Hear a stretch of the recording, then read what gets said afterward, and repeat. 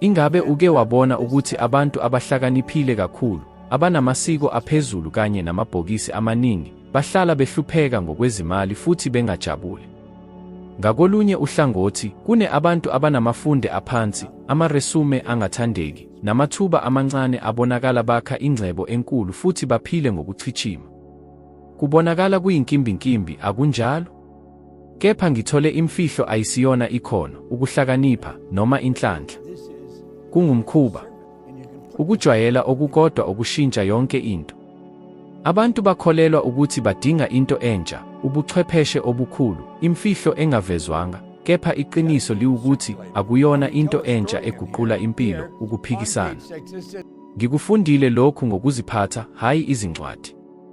Ngoba kungakhathaliseki ukuthi uya ezigcawini eziningi kangakanani noma izifundo ozigcwalisayo, uma ungaphindi uphikisane futhi uphindaphinda kuze kube yilapho ulwazi luqiniswe, konke kuyahamba njengamanzi ngemizimba yakho. Kunjengomlilo wesikhashana, umlilo osheshayo, ukukhanya okukhulu, bese kuhamba ngokushesha.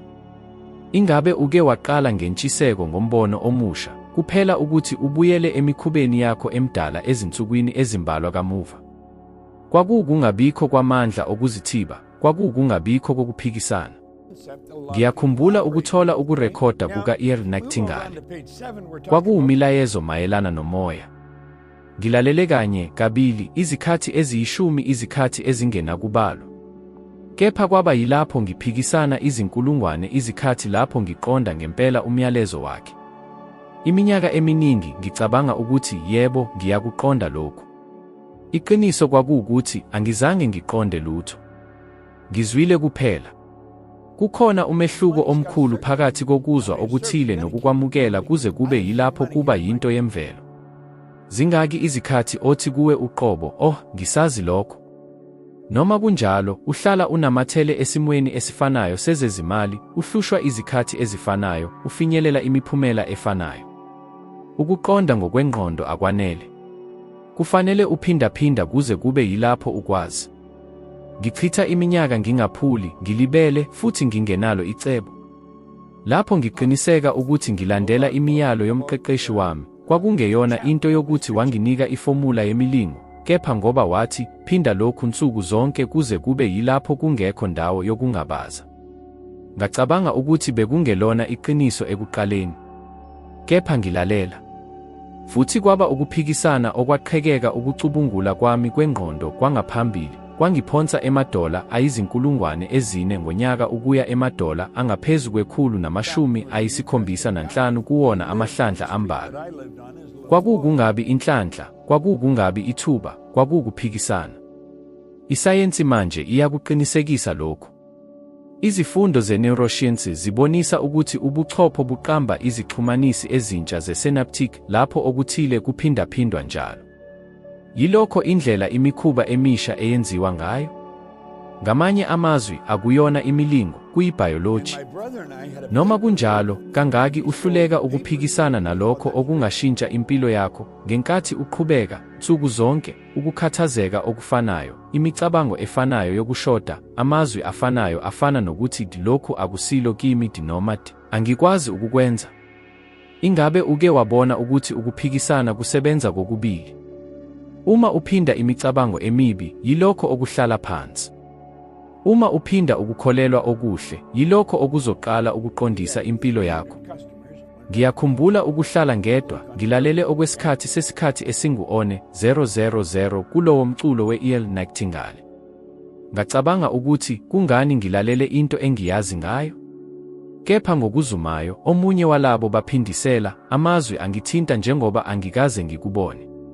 Kwakunjengokuthi wayebhale umyalezo ngqo enhliziyweni yami. Ngiyizwile. Futhi ngaleso sikhathi, konke kwashintsha. Kwakunjengokuthi ngisuse isiciko engangibe ngigqoka yonke impilo yami. Ingabe uke wabona lokho? Leso sikhathi lapho into oyaziyo ngokushesha iyasiza ngendlela eguqukayo. Yingakho ngithi, uma ungayilimi imikhuba yokuphikisana okukhaliphile, uzohlala uqhubeka nokwenza okungenzeki ukuthi ungafuni. Umbuzo uwukuthi yini ozokhetha ukuyiphinda? Ukukhononda ngokuthi amabili awalingani noma ukukholelwa ukuthi unakho ukudala ukuchithima. Ikhumbulo lezingozi noma umbono wesikhathi esizayo ofuna ukuwakha. Imiphumela yakho yamanje ayisiwo umkhiqizo walokho owenzile kanye. Yizithelo zalokho oqhubeke ukhuluma nsuku zonke. Ngingathanda ukuthi uzame ukuhlola.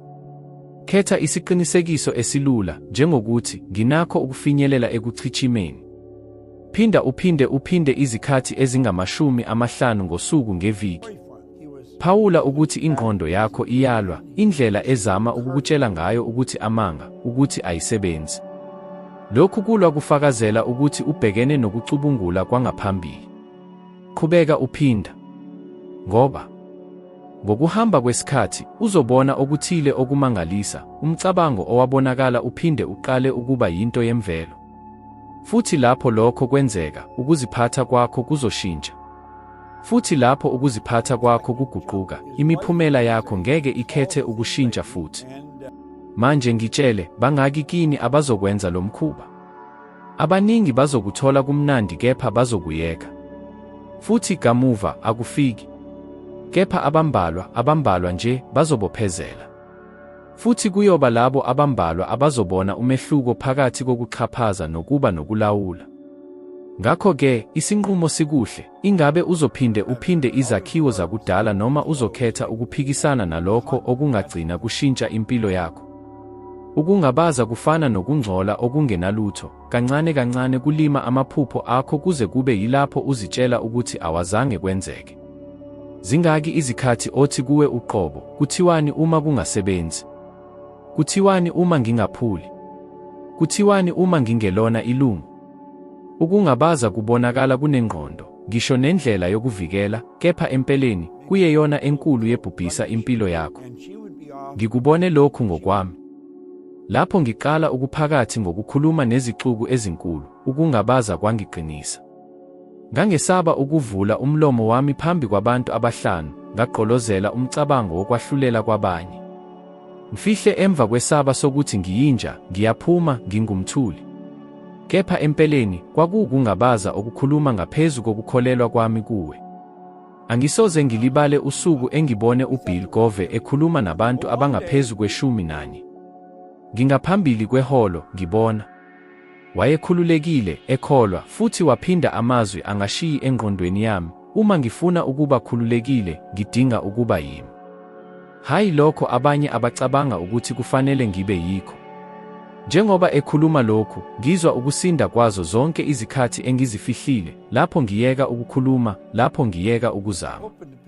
Futhi ngaqonda, ukungabaza akuyiqiniso, kuyisigqoko esincane esibeke phambi kwamehlo ethu. Isayensi ibonise lokhu.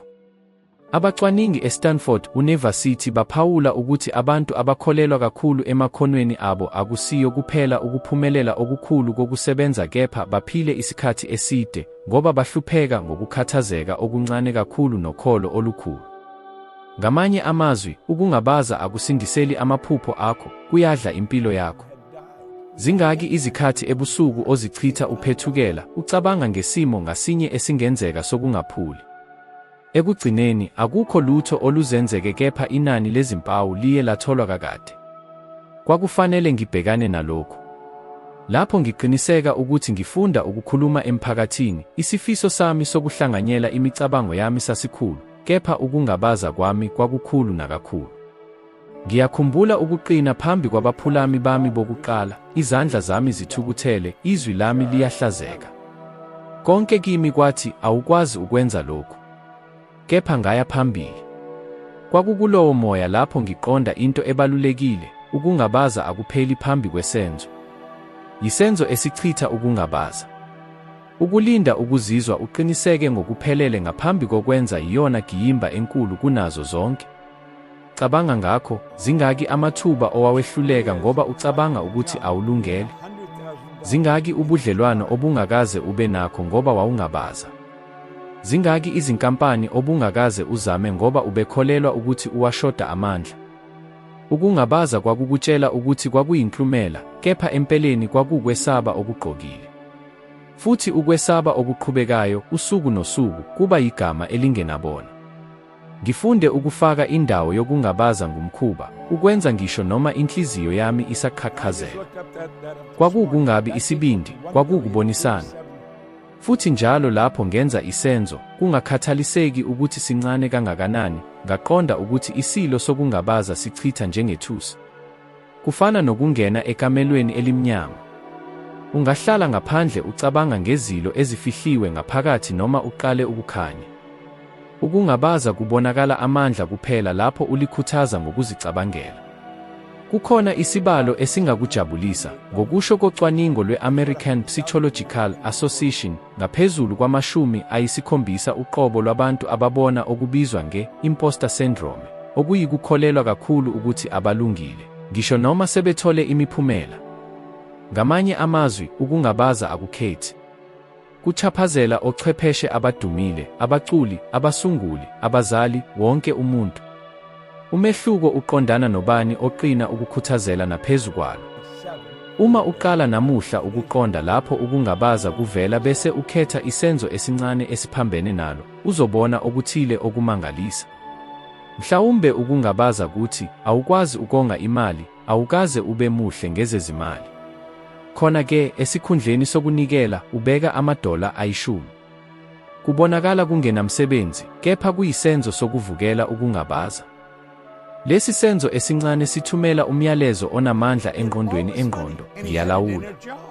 Ngiyakhumbula kanye, ngaphambi kokuya esiteji e-Atlanta, ukungabaza kukhala kimi, ngeke bakulalele. Awulungile njengabakhulumi abanye? Futhi ngaleso sikhathi, ngacabanga ngokunikeza.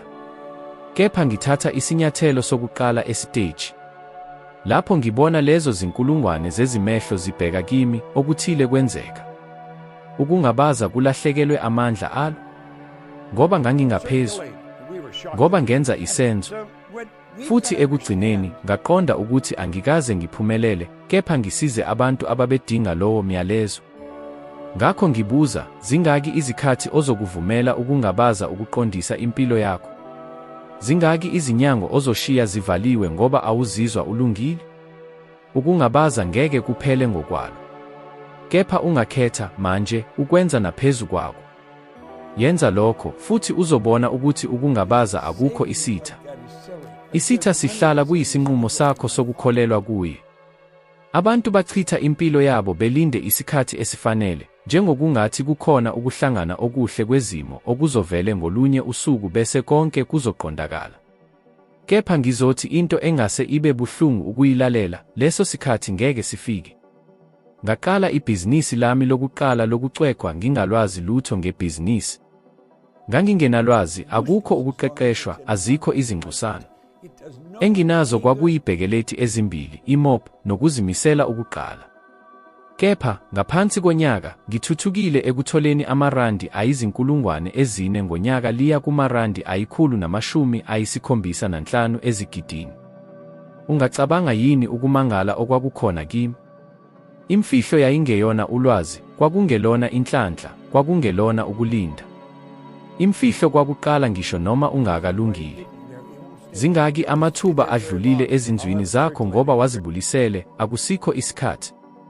Zingaki izikhathi okukholelwe ukuthi udinga isifundo esinye, isitifiketi esinye, ukucindezela okunye, uphawu olunye oluvela e-universe.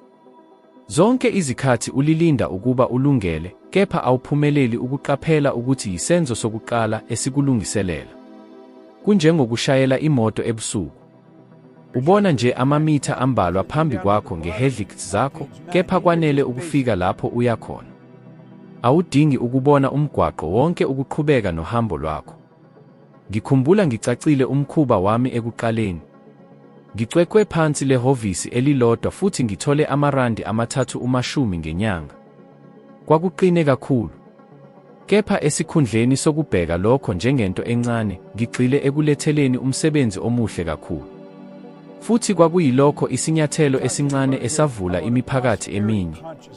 Ngokushesha ngicwekwa ama-office eToronto, eMontreal, eBoston, e-Atlanta, ngisho eLondon, eNgilandi. Lowo msebenzi othobekile, abaningi ababewuqonda njengongabaluleki, ungiholele ekuphileni emazweni engingazange ngilaphuke. Kwakuyingqophamlando ephelele, kwakuyisenzo esingephelele esingithuthukisile. Uma ubheka amagama amakhulu emlandweni wamuva, uzoqaphela iphethini efanayo. USteve Jobs washiya ikolishi engenalo umbono wokuthi uzosetha enye yezinkampani ezinkulu emhlabeni. J.K. Rowling waqala ukubhala iHarry Potter njengomama ohlala yedwa, engenamali, ebhala imibono ephepheni lekhafe e-Edinburgh. Ukube belinded isikhathi esifanele, babengase bashintshe umhlaba. Futhi wake wacishe ucabange ukuthi zingaki izimibono ezimangalisayo efa nsuku zonke ngoba abantu bakholelwa ukuthi badinga ukulungiswa ngaphambi kokuthatha isinyathelo sokuqala. Sayensi iphinde ibonise lokhu. Abaqeqeshi e-University of Cambridge bathole ukuthi abantu abathatha amathuba akucabangile, ngisho noma bengakazizwa bekhululekile, banamathuba angaphezu kwama-40% okufinyelela impumelelo yezezimali kanye nezeprofessional.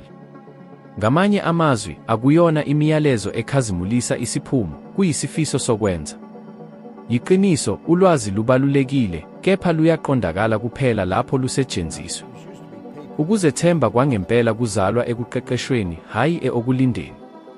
Mina ngibhekene nokwesaba ukubonakala ngingacabangi. Lapho ngitshela abangane ukuthi ngiqala ibhizinisi lokucwekwa, abaningi bahleka. Wena, ngebhekelethi neMops, uzoba yingcebo ngaleyo ndlela. Abazange bakholelwe futhi mina ngangingenawo yonke impendulo. Kepha nginokuqiniseka okulodwa, ngangingafuni ukuhlala endaweni efanayo. Ngakho ngathatha isinyathelo. Futhi isinyathelo ngasinye sangibonisa esilandelayo.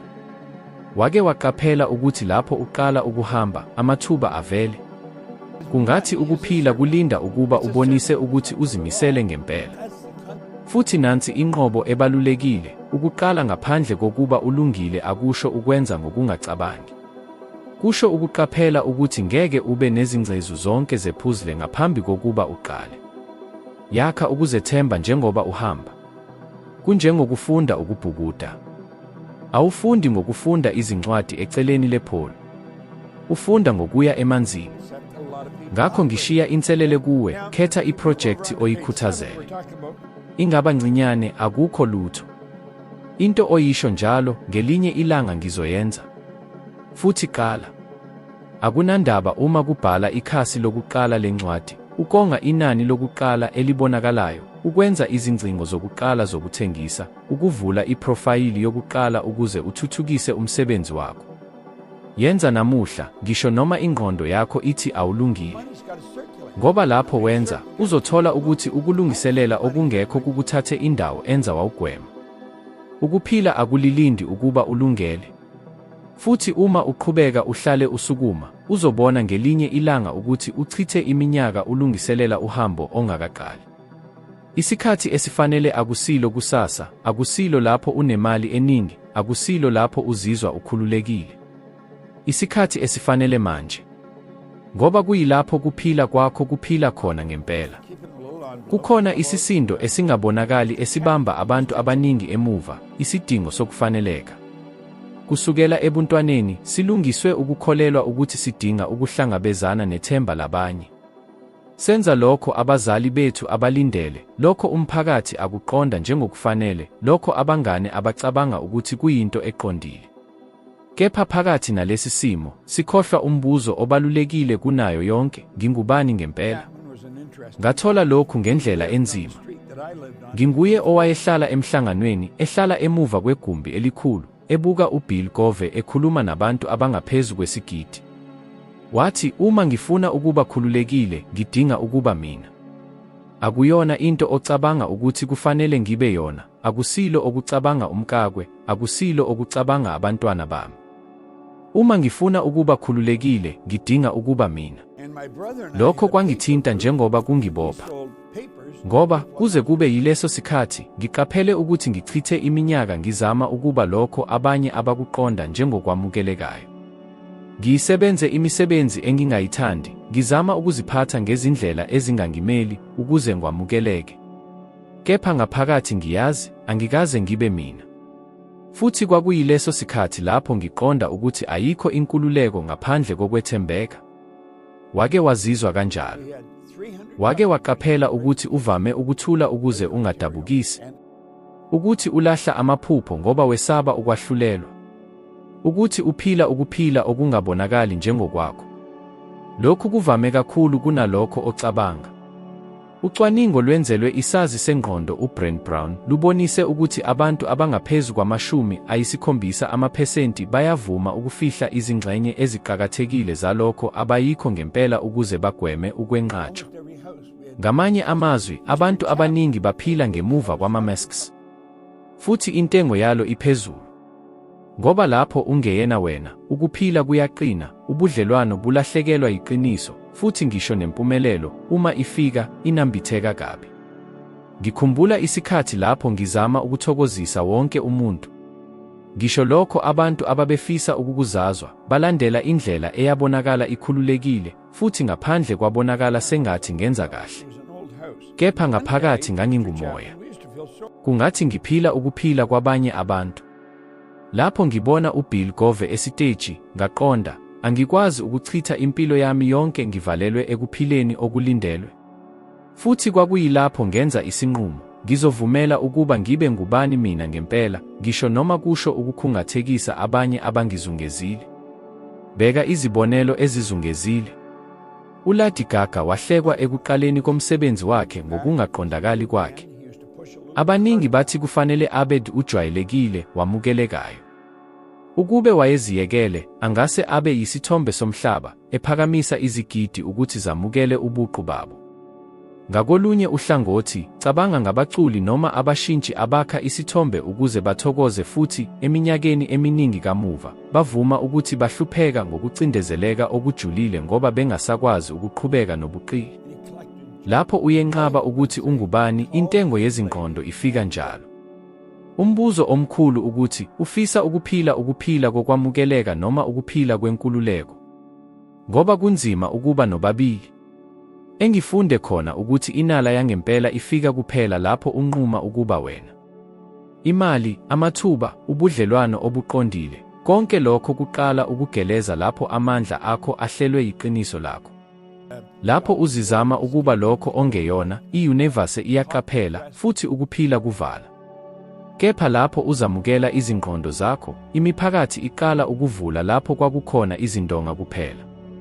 Ngiyazi ukuthi kungaba yisithukutheki. Ngaqaphela ukuthi ubuhlungu bokuthi angibe mina bukhulu kunanoma yikuphi ukugxeka engingaluthola. Futhi ngaphakathi uyakwazi lokhu futhi. Ngoba akukho lutho olukhulu kunokuphila ukuphila lapho ungaziqondi khona.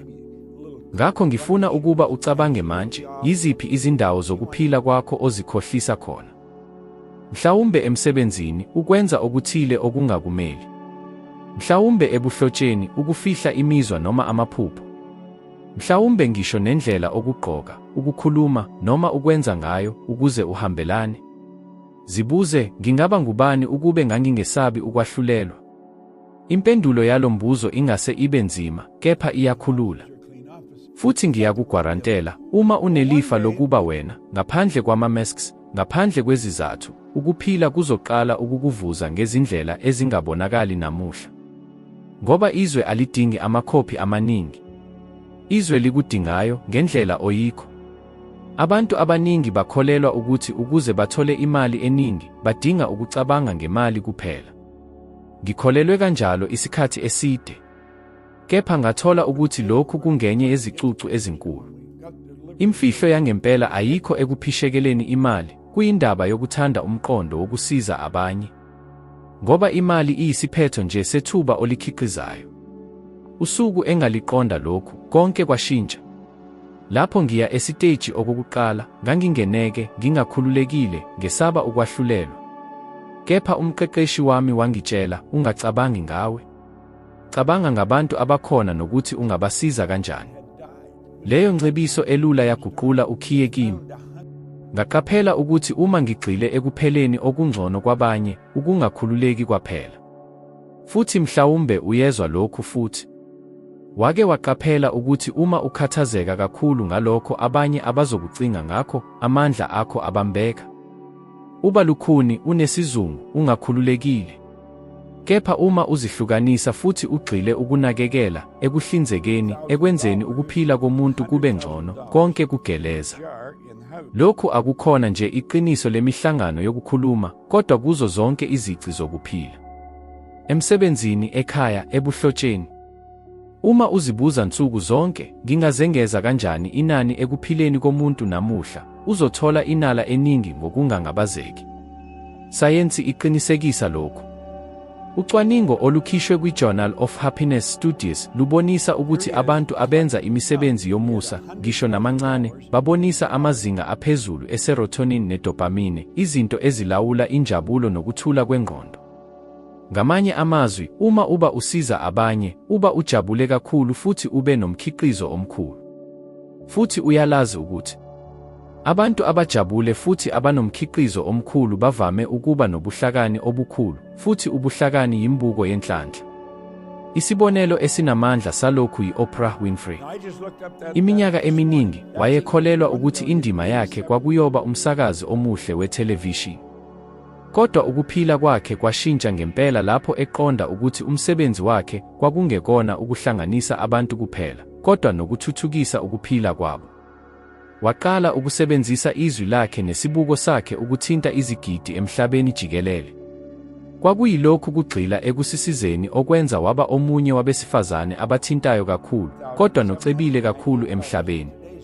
Imali yamlandela ngoba wayematasa elandela inkonzo. Ngikhumbula okuhlangenwe nakho okukhethekile okumnandi. Ngemva kokukhuluma, owesifazane wangisondela, amehlo akhe azaliswe izinyembezi. Wathi, lokho okushoyo kushintshe indlela engibona ngayo ukuphila kwami. Ngangingasendleleni yokushiya amaphupha ami, kodwa manje nginephela futhi.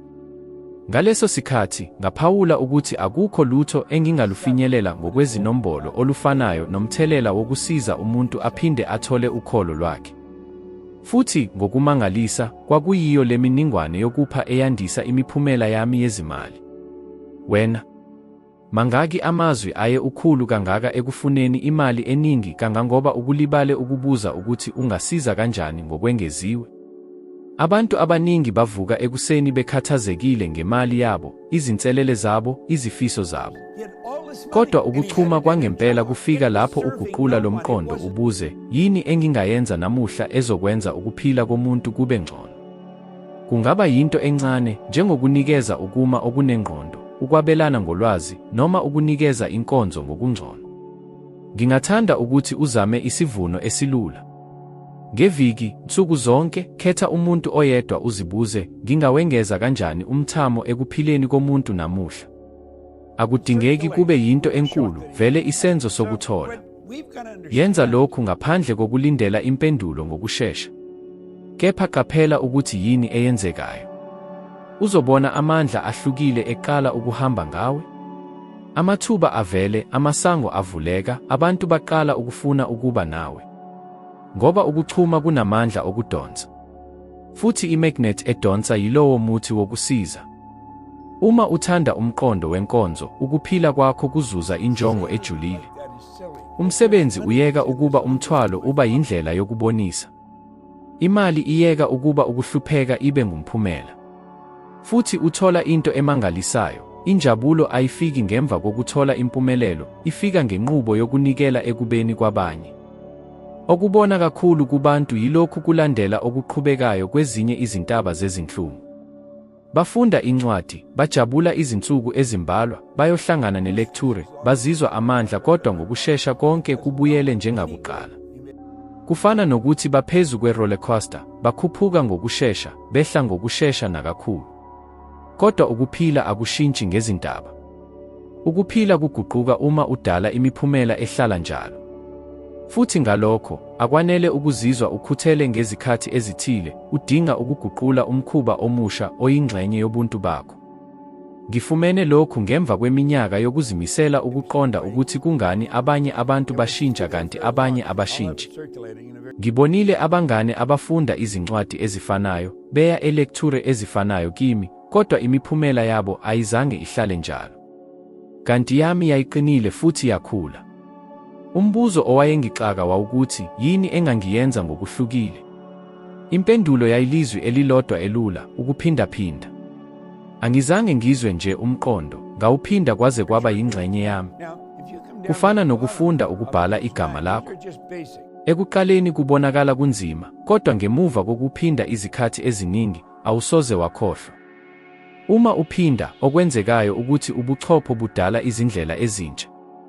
Neuroscience ibiza lokhu ngokuthi i-neural plasticity. Kusho ukuthi uma uphinda ucabange noma isenzo, uxhumano oluqinile ebuchopho bakho luyaqina. Futhi uma luqina ngokwanele, luya ngokuzenzakalelayo. Kungakho ungadingeki ucabange ukuqhuba, ukugeza amazinyo, ukuhamba. Vele uyikwenze. Manje cabanga ukusebenzisa le nqubo efanayo emicabangweni yokuhlala njalo, ukuzethemba, nokuchuma. Uma namuhla udinga ukwenza umzamo wokukholelwa ukuthi ungenza, ngokuphindaphinda, isikhathi sifika lapho ukukholelwa kuya ngokwemvelo. Ngikhumbula isikhathi lapho ngangiphinda isiqinisekiso esithile ngokukhuluma nsuku zonke, nginochuma, nginobuhlakani. Ekuqaleni, kwakubonakala kuyisinengqondo. Ingxenye yami yahleka yathi, ucabanga uqamba bani? Kodwa ngaqhubeka. Futhi, ngemuva kwesikhathi, lawo mazwi aqala ukukhonjwa ngokuhlukile. Angizange ngiwakhulume ngomlomo kuphela, ngaqala ukuwazwa. Futhi kwakuseleleyo lapho ngaphawula ukuthi kukhona okuthile ngaphakathi kwami okwaguquka. Ngoba kwakungelona mazwi nje, kwakukukholelwa okusha okuqala. Futhi mhlawumbe uzibuza, kodwa lokhu kuyasebenza ngempela? Ngiyathi yebo, hayi nje ngenxa yokuhlangenwe nakho kwami. Izifundo ze-American Psychological Association zibonise ukuthi ukuphinda izikhuthazo ezinhle nsuku zonke kunciphisa amazinga engcindezi, kwandise ukuzethemba, futhi kuthuthukisa nokusebenza kwezemfundo nezezimali. Kuyisayensi, hayi nje ifilosofi.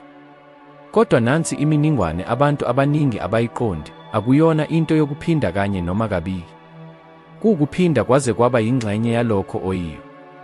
Ngingathanda ukuthi ucabange ukuthi mangaki amazwi uphinda, ngaphandle kokukwazi, amagama afana nokuthi angina imali, angikwazi, lokhu akuyona yami.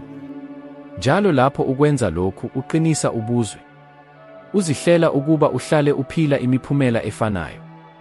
Manje, uma unesibindi sokuqamba amazwi, noma kubonakala kuyisinengqondo ekuqaleni, uzoba uqamba kabusha ingqondo yakho ukudala imiphumela ehlukile.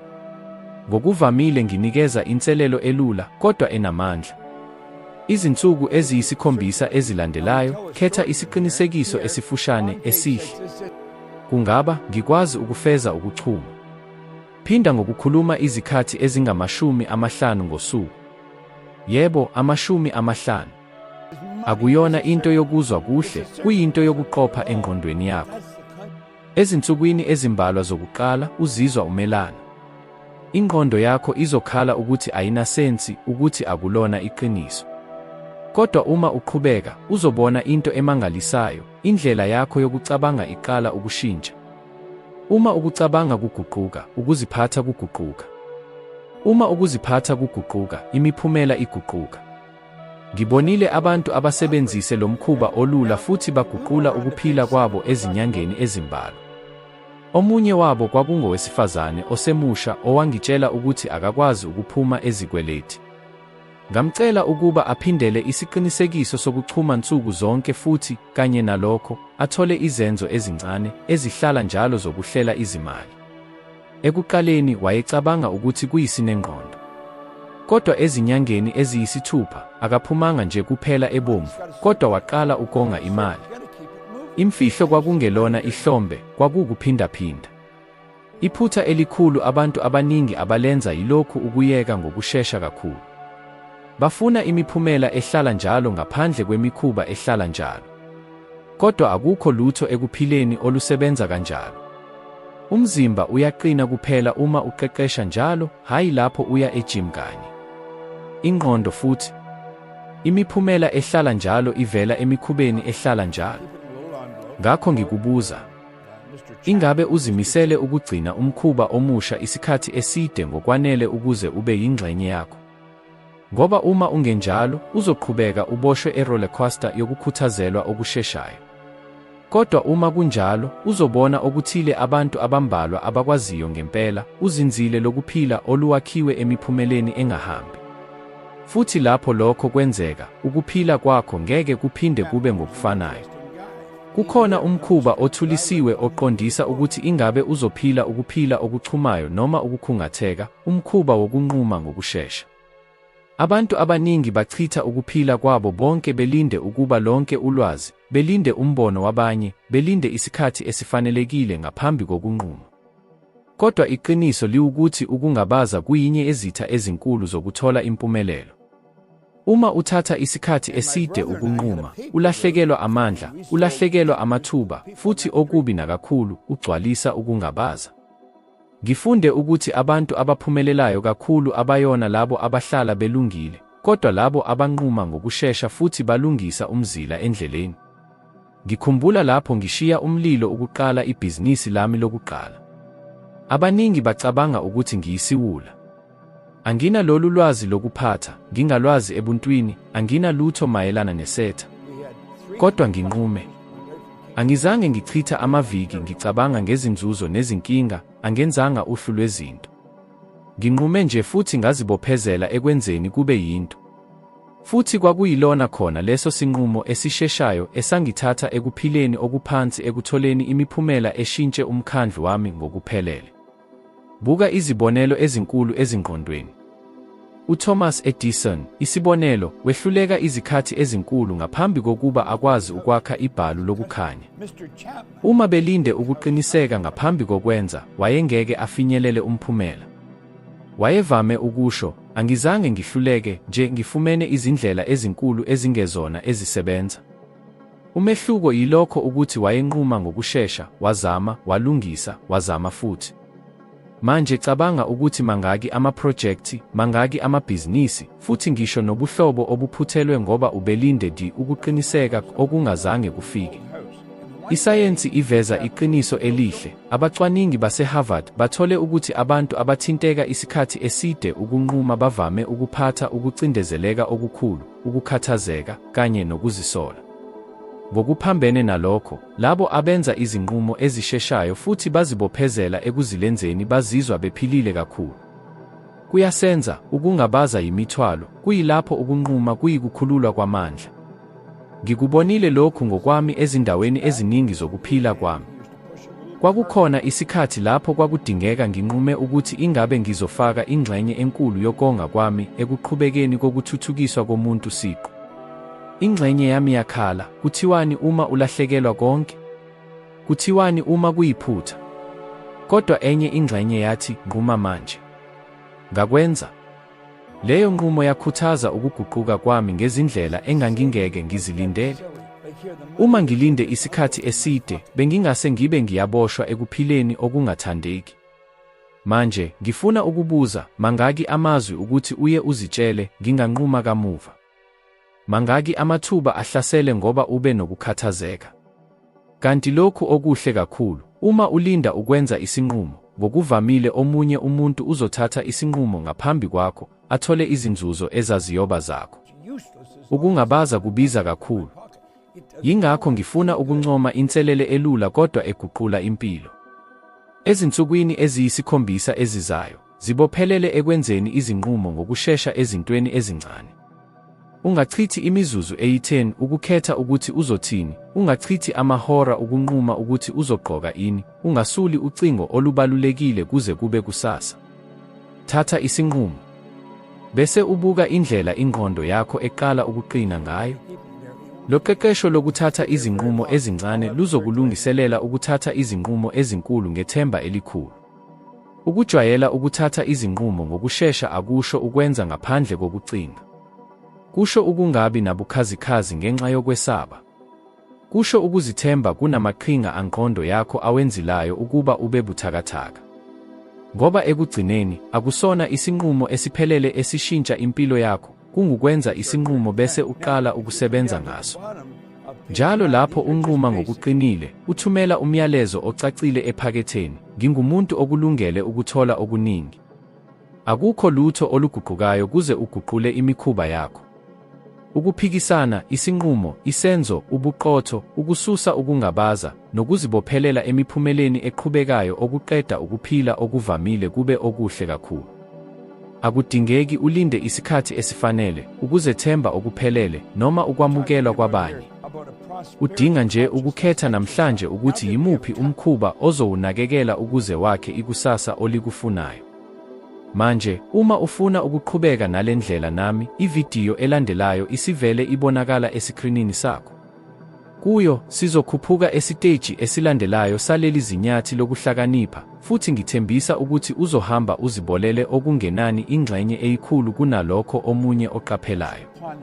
Ngiyabonga ngokuba lapha nami, futhi ngizobona kuvidiyo elandelayo.